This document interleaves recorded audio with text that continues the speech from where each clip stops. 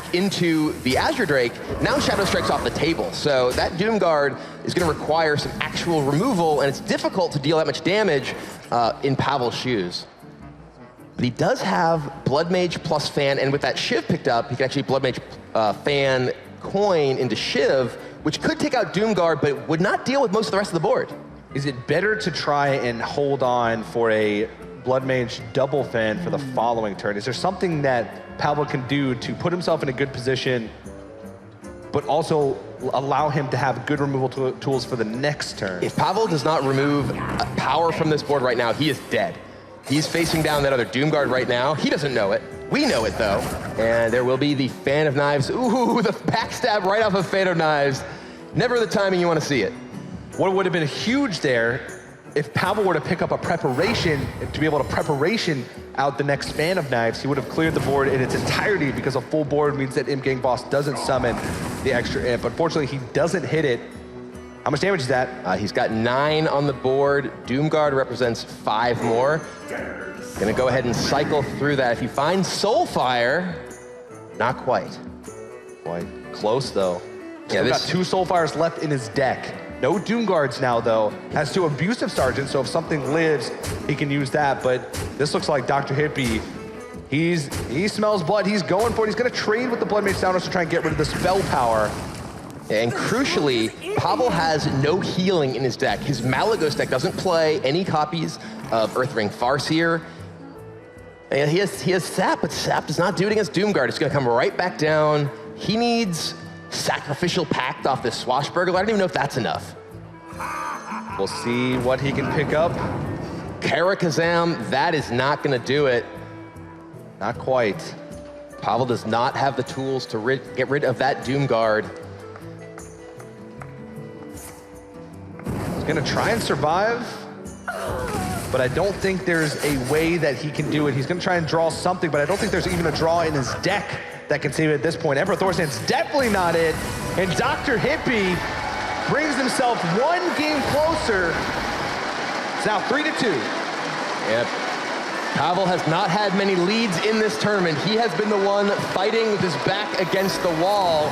Now, Dr. Hippie, he's making a stand. Yeah, we sort of preluded that by saying that the Rogue has a tough time against the Zoo, especially with those dead cards, and they were in his hand. Malagos, Sinister Strike the whole game. So Dr. Hippie gets that step closer. Still down, though. Still a tough road ahead of him. We'll see if he can make it happen in game number 6, right after this.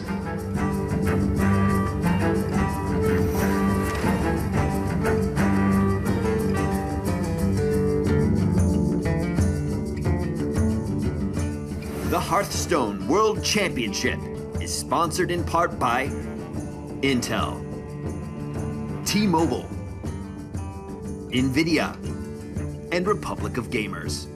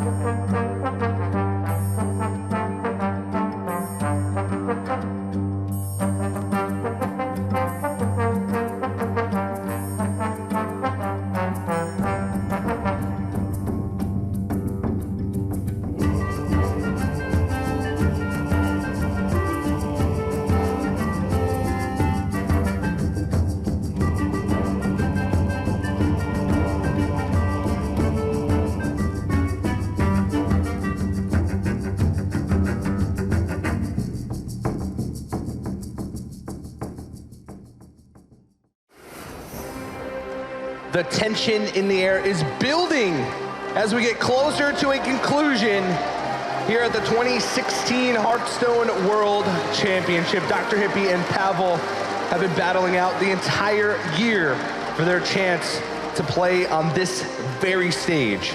Pavel has the lead 3-2, but he's got that rogue deck left, and we've seen it struggle at times across his run through Blizzcon. Yeah, this deck is very powerful, has the ability to do huge amounts of damage with that Malagos Burst, but he needs to find some ways to deal with the aggression coming out of Dr. Hippie in these games. All right, well, here we go, jumping into game number 6 of the final series for the 2016 Championship Tour. Let's see if Pavel can become a world champion, or if Dr. Hippie's gonna take this one to a game number 7. And Dr. Hippie going with his Druid. This is the deck that Pavel feasted on to make his way to the final. He, in 2 straight matches, beat Druid 8 times. 4-0 in both of them when he was on the brink of elimination, and now he just needs to win 1 more to be the world champion. This is the deck that Dr. Hippie needs to win with right now. This is the wildcard deck for Dr. Hippie that has probably given him the most struggle and has probably given Pavel the most success when he sees it on the other side, as you mentioned. He does start off with the Swashbuckler. Bite can be a decent removal tools, but you know, this deck isn't really about the minions, so I'm not sure how happy he is with that Swashbuckler pickup. Bite can be interesting because it does give you tools to deal with Azure Drake later on. True. You don't necessarily have to invest actual resources. Getting something off of the Swashbuckler that can deal with that can be pretty big. It can also deal burst damage. Yeah, true. And I think Pavel is gonna breathe a sigh of relief when he sees that Dr. Hippie has missed the wild growth again with this Druid deck. He does have Nourish and he does have Innervate, so he's got plenty of ramp tools along with the Mire Keeper to get him that mana, to get him those cards that he needs. But this turn 2 has sort of been a big whiff for Dr. Hippie in the series. Yeah, he has definitely struggled with this Druid deck. And now I think he's debating perhaps whether he wants to use his Wrath here, just cycle through, try and find perhaps some actual ramp. He does have the Mire Keeper, and that also the option to potentially Innervate out and Nourish on a future turn as well to get his mana going.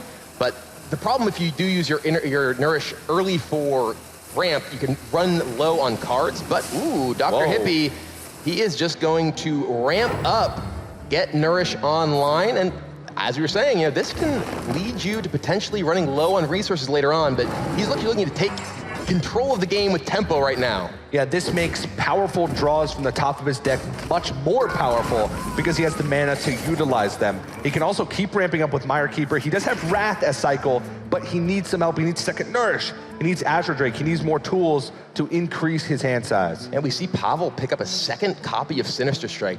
We saw that kind of rotting in his hand last game and mentioned that the sort of greed of this Malagos rogue deck can lead it to have dead cards this stage of the game, and Pavel, he's got both of them in his hand. Yeah, and I'm interested to see what Dr. Hippie goes for here. Ramp is, you know, the first choice, but is there ever a situation where since you ramped with the Nourish, you create a 2/2 to try and create a right little on time. Second game in a row. Pillager for Pavel. It's kind of hanging out in his deck until turn 4. It's like he's got an agreement with Tomb Pillager to show up on turn 4 in the grand finals, but that is actually quite a crucial draw. Dr. Hippie has ways to deal with it, but those are resources that he otherwise wouldn't have had to spend if Dr. Hippie didn't have it, and Moonfire is not really helping him. And crucially, that Tomb Pillager, if it dies, will give Pavel a coin. The coin, plus Backstab, even just firing off Sinister Strikes on his own turn, can make a giant Edwin Van Cleef. Dr. Hippie's deck does not have a mulch. He has no way to deal with a huge minion. Yeah, I mean, Dr. Hippie, I feel like that was a huge risk going with the Nourish for ramp early on in the game. Nourish, a lot of times used for card draw. Maybe Dr. Hippie was afraid that he'd get too far behind if he had to wait that long to get that many cards. But he had the option to Innervate Mire Keeper, which isn't as much ramp, but you're also developing a body. So, I mean, Dr. Hippie taking a risk on the big stage, not paying off yet, but I mean, if he draws into big stuff, he could get a lead in this match. Yeah, he's got the Feral Rage, gonna go ahead and remove that Tomb Pillager, but as we mentioned, that does give Pavel the ability to have an absolutely explosive turn 5. All right, well, let's see. Pavel picks up Shiv. a Shiv. That he could actually use Backstab plus the Shiv to even power up the Van Cleef a little bit more. It will be Backstab. We know that. That's going to start things off. But exactly how Pavel wants to maneuver, how many of his resources he wants to invest here, because he could use the coin and a Sinister Strike as well. Oh, he's going for it. He is going for it. It will be Shiv and Backstab, Sinister Strike. Edwin Van Cleef is coming down, and he is huge.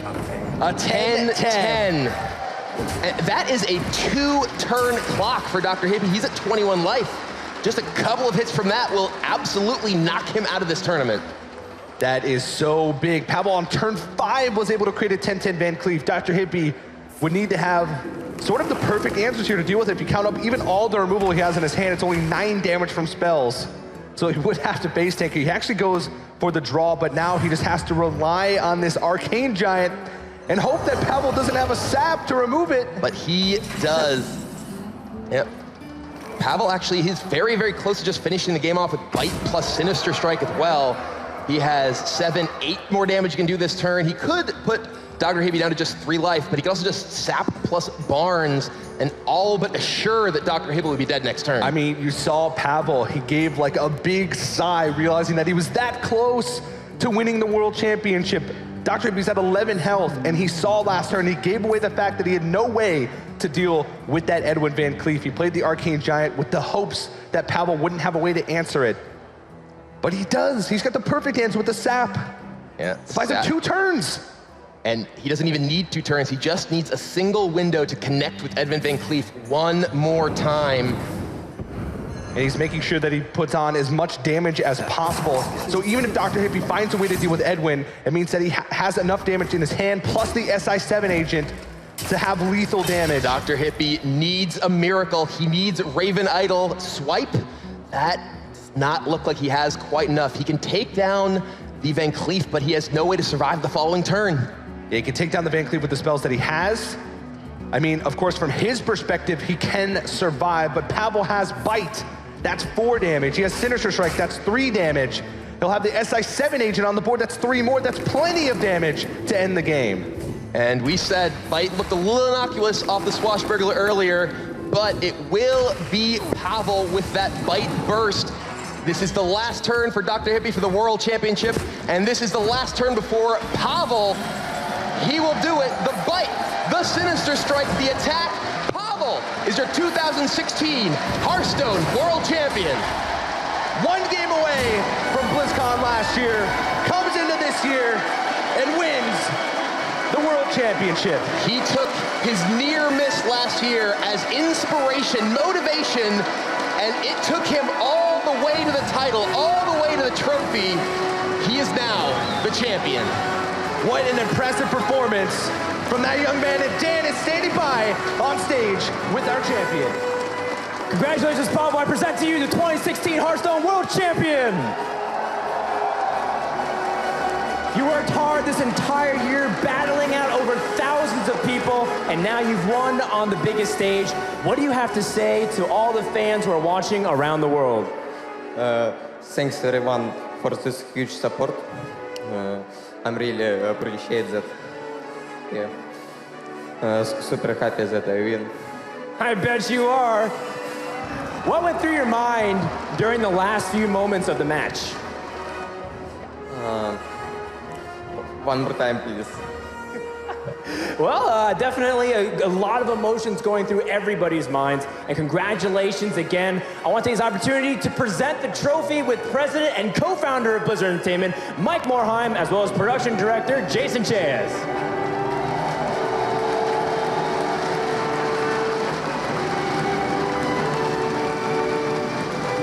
Pavel, we would like to award you this trophy on behalf of Blizzard Entertainment, on behalf of the entire Hearthstone community.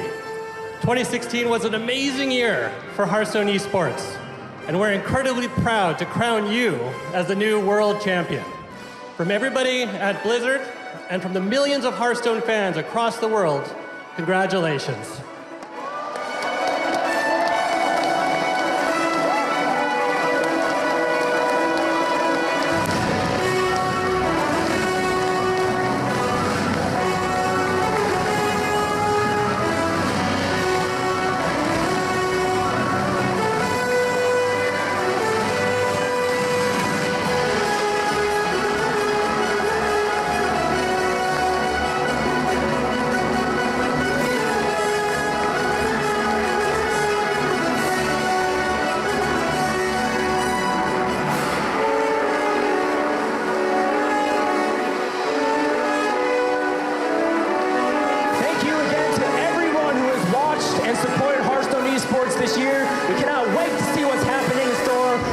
2017.